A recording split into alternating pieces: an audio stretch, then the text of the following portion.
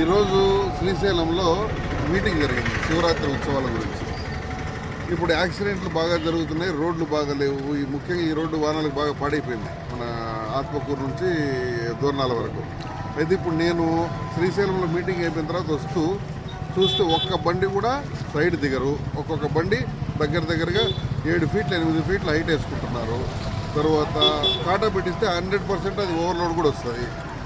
నేను ఇది రైతులకు సంబంధించిన సరుకు కాబట్టి ఈరోజు కేసులు రాయటంలే. రేపటి నుంచి మాత్రం తప్పనిసరిగా ఓవర్లోడ్ ఎంత వస్తే అంత కేసులు అంతా. తర్వాత హైట్ కేసు 20,000 పడుతుంది.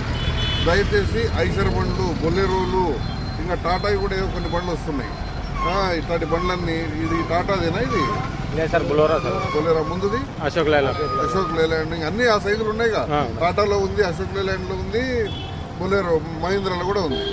నేను ఆ కేసులు రాస్తా అంటే కనీసం 50,000 పడుతుంది. కాబట్టి దయచేసి మీరు మా విజ్ఞప్తిని విని మీరు కర్నూలు నుంచి నంద్యాల గిద్దల మీద పోండి. అక్కడ మేమే అభ్యంతరం పెట్టాము.